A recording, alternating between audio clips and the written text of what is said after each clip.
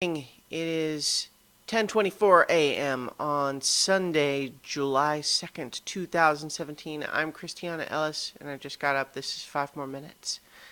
And it's Sunday, which means today is continuation of the rewatch of Avatar: The Last Airbender. I'm also,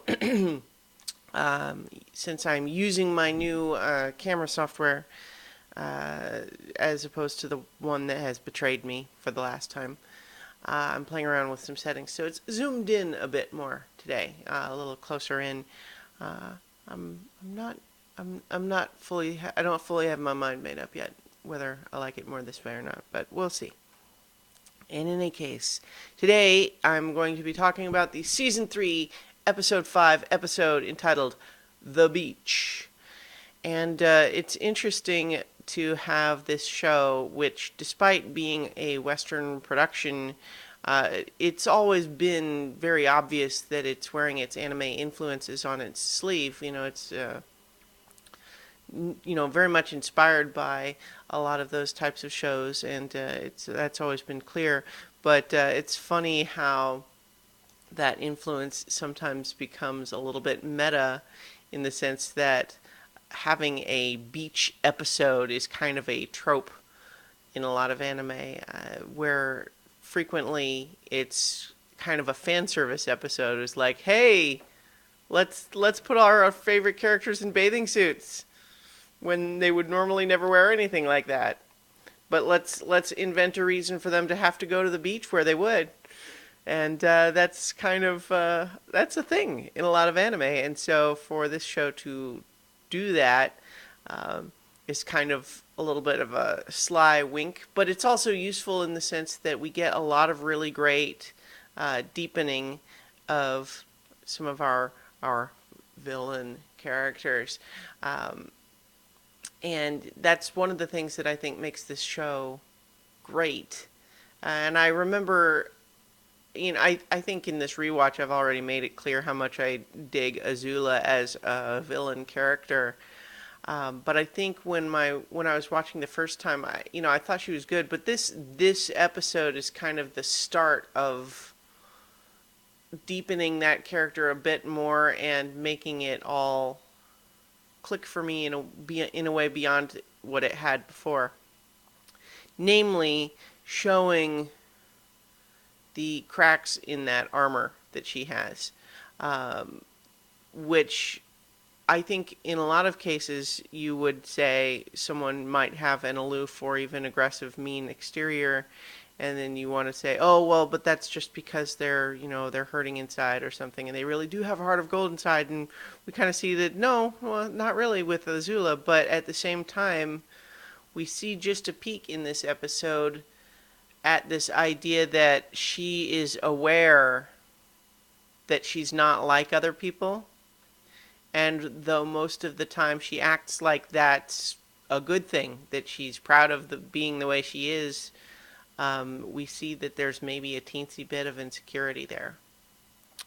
But so I think obviously the episode spends most of its time with Zuko and Azula and Ty Lee and Mai on the beach. But let's cover the other half of the episode just a little bit first. Even though mostly it's just action, we do see a little bit of, Aang and his team playing in the water too. But in particular, what's of note there is that they're not being perhaps as careful as they should. And we see that Aang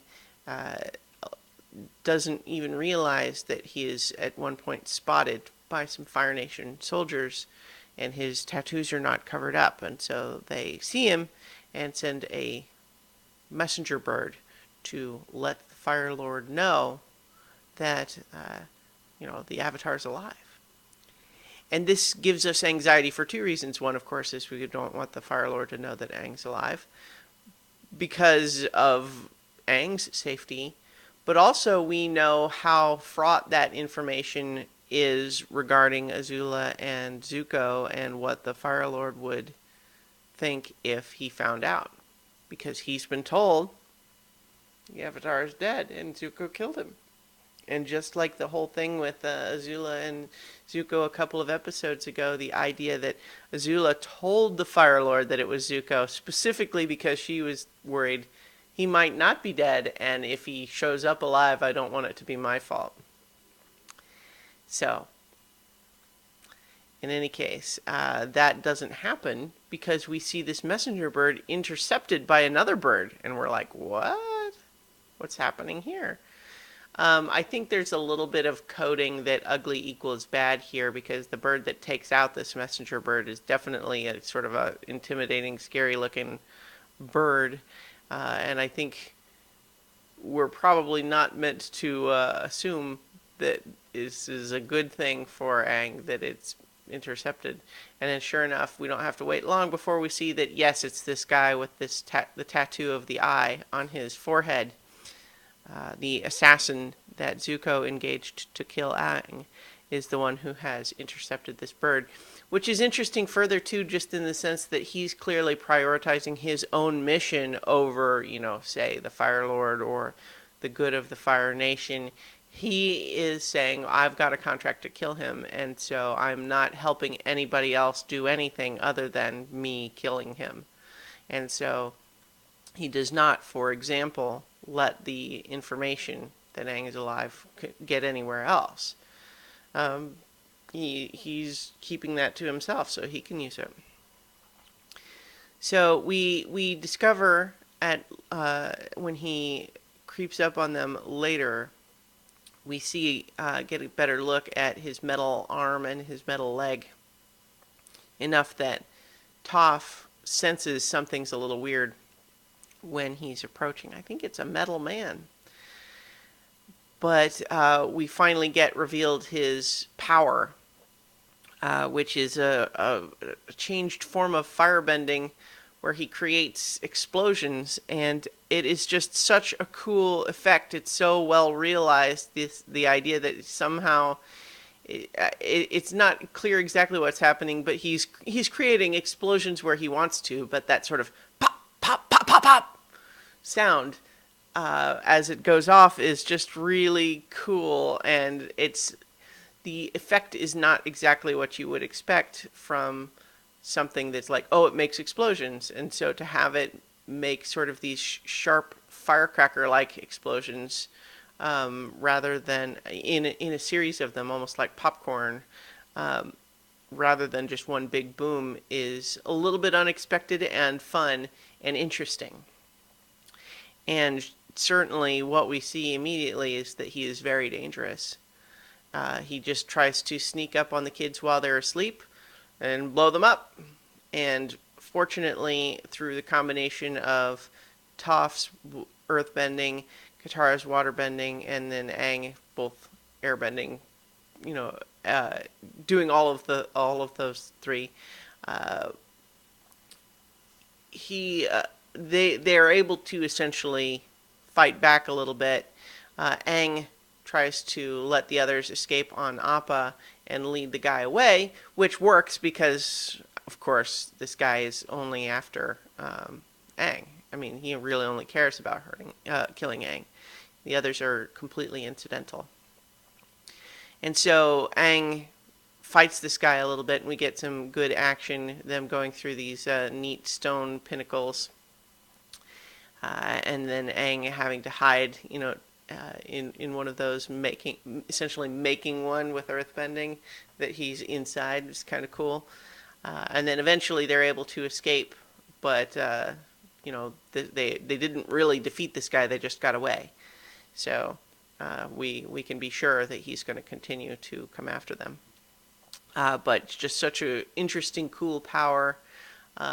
It's great at this point in the series to have established the rules for bending so thoroughly that when someone has an unusual form of the bending, we both understand that that's something that could happen, but also it's a neat novelty to see how it's different. For example, Azula's blue fire and the light idea that really powerful firebenders can do lightning and stuff. So the idea that this guy has his own sort of special thing, And we could also kind of imagine a whole little backstory there as like, well, clearly he has an artificial hand and arm, and so um, maybe his own, we can wonder, is it possible that he lost those limbs due to accidentally blowing his own limbs off? Maybe.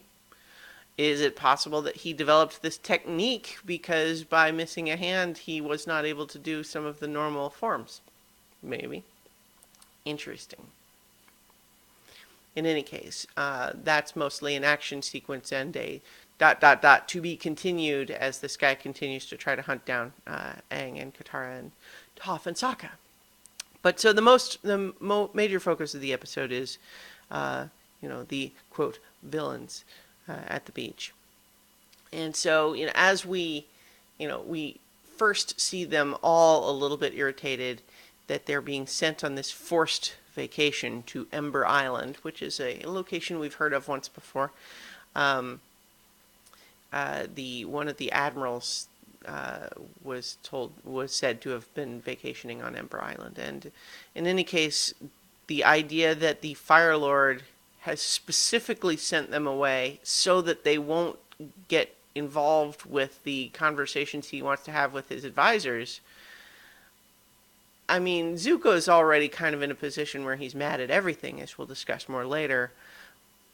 But Azula seems kind of like we'd almost expect her to be more mad about that. And so the idea that after all that she's done, that she would just be sent away like this, we almost, I think, are left waiting for the other shoe to drop a little bit on that particular score. But in any case, we have Mai, who is also just her general personality is to be unimpressed by most everything. And so she and Zuko, superficially, it seems like they would be able to just bond over hating everything. But that's not actually how it works out. They're still getting irritated by each other. Zuko is trying to do things to please her, and she's continuing to be unimpressed even by those things, and then he gets mad, and he's not putting together that she is sort of rebuffing his attempts because he's very transparently just doing random things without putting a lot of thought into them, and then getting furious when they don't work, which is kind of hard to be around. And, he likewise is sort of feeling like, I'm not a mind reader, I don't know what to do here, and I'm trying things, and it seems like nothing's good enough. And so having the two of them, from the outside perspective, it seems like, oh yeah, they're both right now being the person who hates everything. Can they bond on that? Well, it turns out it's actually, you sort of have to be able to be the person who hates everything except the other person. And you have to both be on that same page, and it doesn't really work very well. And meanwhile, you have Ty Lee, who it seems, at least initially, the most happy to be at this place. But we know of her personality already, that she's the one that's kind of upbeat and looks for the best in everything, generally. So to have her go and immediately be getting a lot of attention from the boys, but also kind of encouraging that and flirting, but we see as the show develops that she's kind of unable to avoid getting in over her head with that stuff, is that she kind of encourages it with a flirty, good attitude because that's how she approaches the world, but starts to realize, I'm encouraging all of these boys and they're going to start feeling like I have to pick one of them, which was never something that I was looking for. And so she kind of panics a little later. And so we see at the party where she is surrounded by all of these guys that finally are trying to press her to choose one of them. And what she chooses is to knock all of them unconscious and run away, which is, that's kind of an extreme reaction. And so we can see that there's some unhealthy pieces of her worldview too, that even though superficially it seems like, oh yeah, she's the happy one, she gets along, she can do whatever she wants, and she's happy, she is always happy, and that's what Zuko chides her for later is this idea, oh, look at me, I'll walk on my hands and everything's okay. But we see that she's got some issues of her own too. But let's stay at that initial beach scene for now, and we have Azula, who immediately she doesn't care about Zuko and Mai because they're both irritating each other. And so she can kind of comfortably ignore that she's doing better than they are. But then when she sees all of these guys fawning over Ty Lee, we see her get a little bit irritated by that, like jealous. And I think we can imagine, and as it continues later, that for Azula, it's not so much even really that she wants a guy to pay attention to her, like so that she can fall in love and be with a guy. Like, it doesn't seem like that's even so much the issue as much as feeling like, but why do they like her better than me? Aren't I the best? If I'm the best, then clearly they should be wanting to be with me, and I could reject them all I want, but they should still want to be with me. So if they don't, then that suggests that she's better than me in some way, and that can't be. And so that sort of attitude fuels her. And so in order to sidestep this attention that she was getting, that Ty Lee was getting, Azula sees this sort of variation on volleyball and drafts everybody to play. Which, again, this is kind of a trope of the beach episodes, is the idea that you have the characters use their martial skills in some sort of a game context. And so for Azula to plan out her battle strategy, because the one in the back, she hesitates when she goes to her left, so you should serve the ball there. And it's a weird little continuity thing that after making such a big deal about serving to the girl's left, she then proceeds to serve to her right, which I think is just an animation thing. But anyway, the idea that they use their combined skills at combat to just absolutely dominate in this game, resulting in a victory where Azula actually sets the volleyball net on fire and says, "We are the greatest for all time," and kind of ends the game. And it's sort of the thing that Azula seems to do, which is she just doesn't know how to interact with anybody except by conquering them.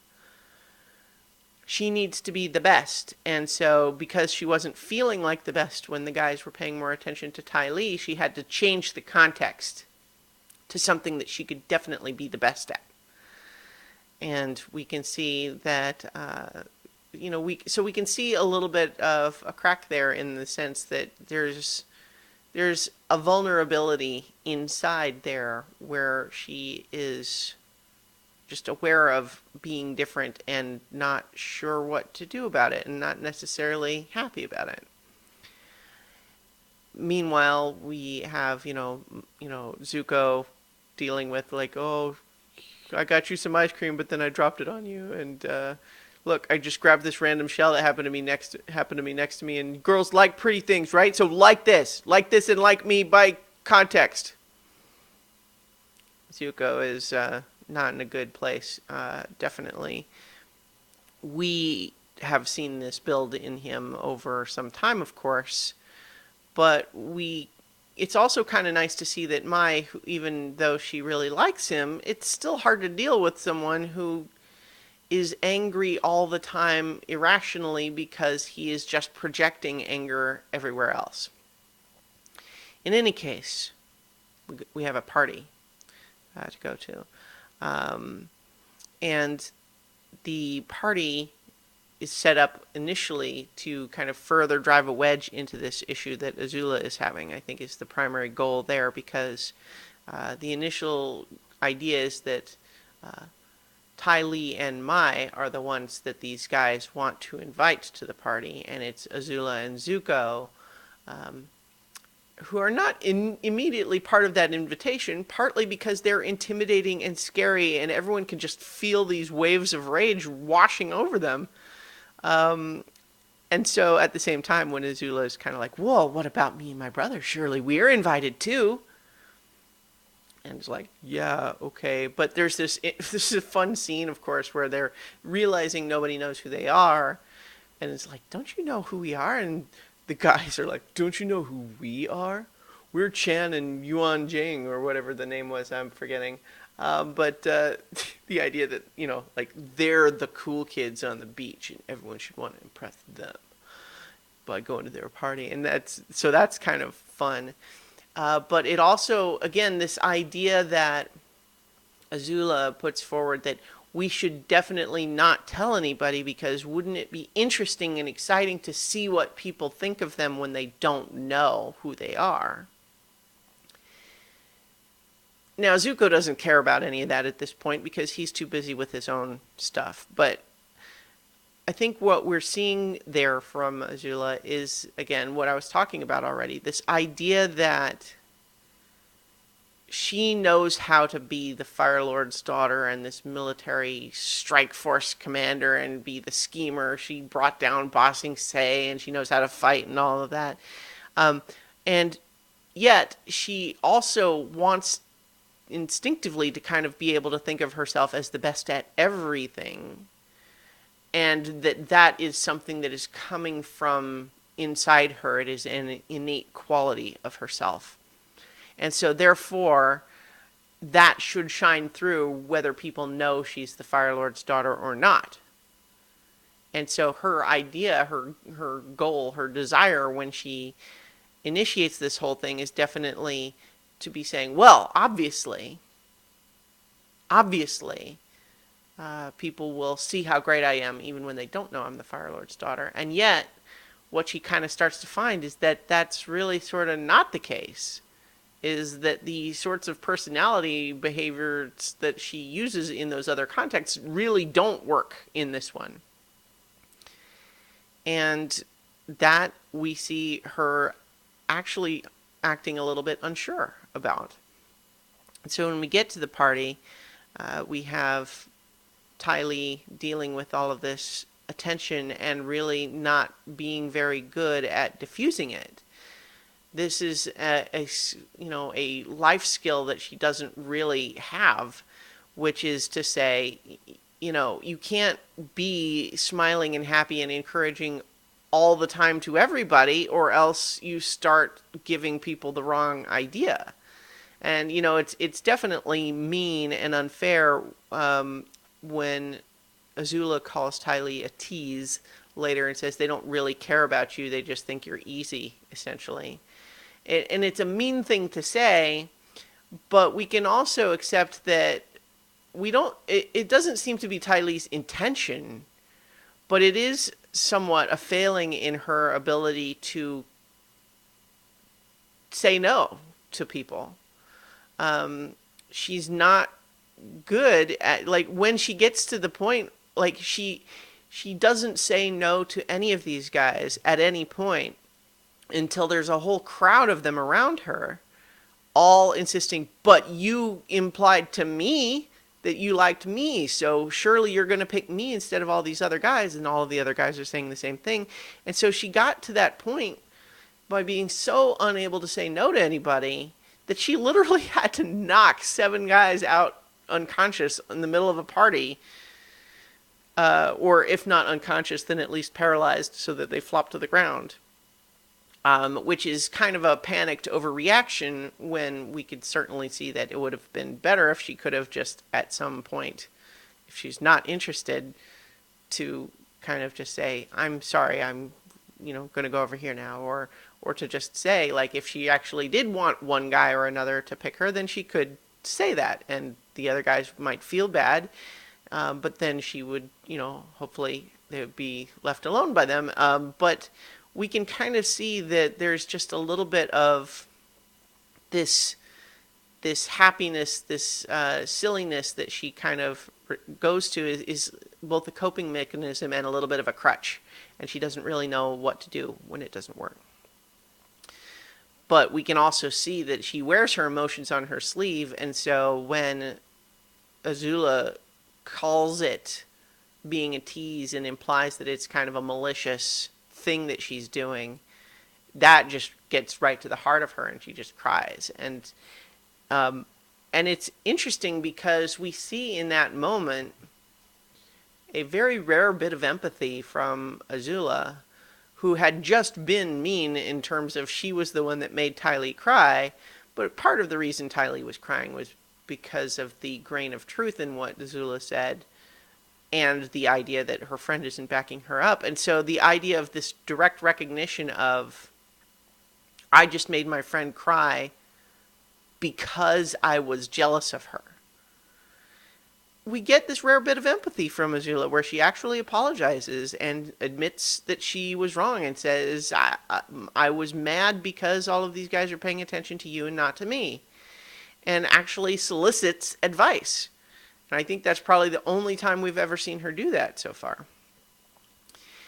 And so this idea that Ty Lee says, you just need to smile all the time and laugh at everything that the guy says. Which sounds, I love Azula's response there. It's like, that sounds so shallow. Let's try it. And we can see the issue there being these extremes, right? Because on the one hand, that sort of approach probably does work. At least it's helpful in breaking the ice and smoothing over those initial bumpy conversations. But Ty Lee doesn't seem to know how to ever get it past that point, and she does that with everybody, so it's awkward there. But the problem with Azula when she tries it is that it of course works immediately, in the sense that she's still pretty, and as soon as she stops acting like this better than everyone, haughty, intimidating, scary character, people are more inclined to say, oh, okay, I see. You're maybe a normal person after all. But what we see, of course, is that that is all sabotaged by the fact that she's probably not actually really all that interested in this guy as a guy, or in the sense that she wants a real relationship, but rather just because isn't that what she's supposed to want? Isn't it supposed to prove that she's the best at everything? It's very much her sort of seeing this normal human behavior from afar and assuming that that's what she's supposed to do, but not really understanding it. And so as soon as her sort of flirting attempts work even a little bit and she gets a little bit of a kiss, all of a sudden now, blue flames. Clearly, we are the most powerful couple on this island, and we will rule everything. And of course, because that is now a sudden reversal of who she just portrayed herself as, he's now not interested. But that's even worse for Azula, because it just demonstrates that when she does what comes naturally, they don't like that. And so it's unequivocal that the only reason he paid any attention to her is because she acted like Ty Lee.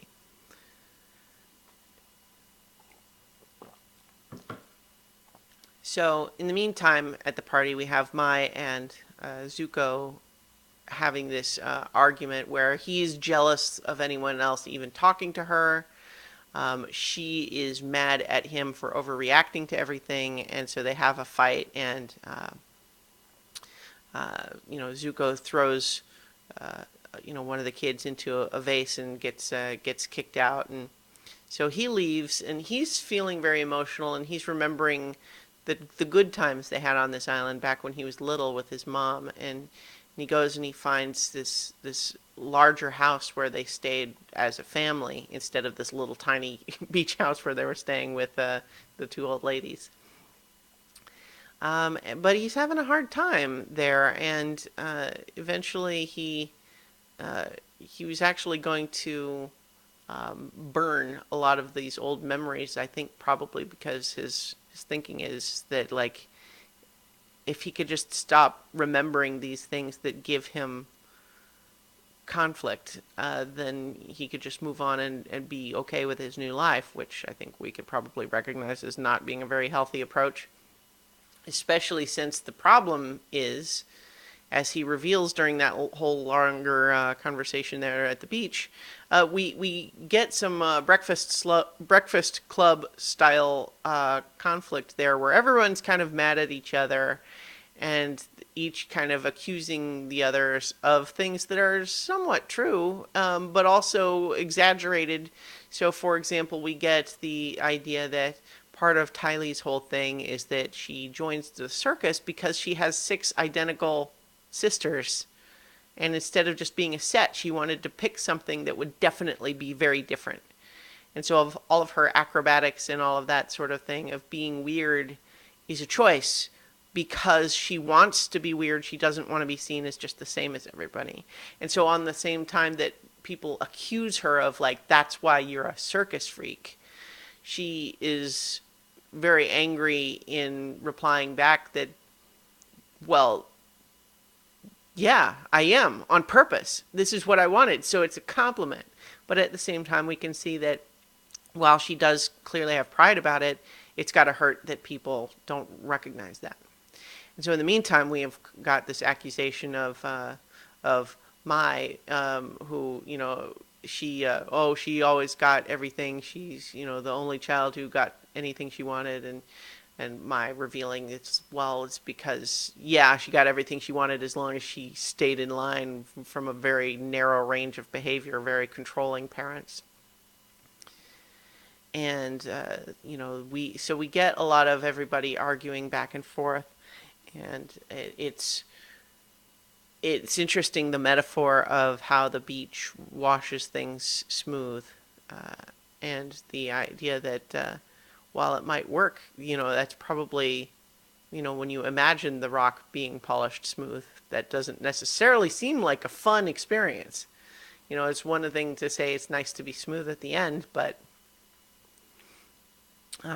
so they all kind of argue back and forth, and you know, Tylee and Mai at least both kind of get to express to the group and to us, the viewers, deepening things about their personalities, which is really nice to make them more fully realized as characters. But it also sets everything up to be a big blow up for Zuko, where everybody's really challenging him, like, but why are you so angry? But why? You're getting everything you said you wanted. Here you are, you're the winner. Why are you so angry? And Zuko's further angry because he doesn't really fully know, or at least he's not ready to admit it. And then finally he does that. He's angry at himself. And we understand why. It's because he did what he thought he wanted, but knows that he betrayed something that was really in his heart to do it. Which is really a big thing to admit, especially in front of Azula, who's kind of so Machiavellian with these things. At least in the meantime, though, Azula doesn't jump on it. She kind of gets into this spirit, though, of confessing things that hurt from their childhood. And it's interesting that she, you know, whereas Zuko feels rejected by his father and loved his mother, there's this acknowledgement that the mother loved Zuko more than Azula. And Azula's like, yes, my mother thought I was a monster. And then she says, she was right, of course, but it still hurts. And I think it would be possible to read that on one level of just saying, you know, oh, yeah, just reminding everyone, yeah, of course she's a monster, so we don't have to care about her. But the thing is, it's like, you don't, it's not something you say about yourself, right? Like, when you call someone a monster, I mean, the whole idea there is that you are implying that their thoughts and feelings don't work like a human being. That they do bad things because of their monstrous nature, not because they have just different ideas and arguments than you. So to call yourself a monster is a different thing than calling someone else a monster, even if you're describing the same behavior, because it is a suggestion that you yourself don't understand your own behavior, which is a really interesting thing for Azula to put on herself there. to recognize that she was rejected and that that doesn't feel good, but to not really understand why or what she could do about it, or really understanding her own emotions at all, because she doesn't have. I mean, I think we can all recognize she probably doesn't have emotions and thoughts that really work like most other people. I don't know if we want to get into the psychiatric diagnosis of being a sociopath, but it's something on that spectrum, clearly. And so for her to do so, the bit where she says she was right, of course, but it still hurts, is actually, I think, more revealing of that vulnerability than the acknowledgement that her mother didn't love her as much. It's where we see that Azula has exposed a bit of a weak point, and now she's covering it back up by trying to own being a monster. But that's a tricky thing to own. And it's a big part of why I think Azula is such an interesting character. In any case, that's where we kind of finish with this episode, is that the gang, the fire friends, that's terrible, decide to go back and wreck that party just out of sheer spite. Like, we don't like those guys. We're going to be a team with each other again. So we're going to bond over wrecking that guy's house.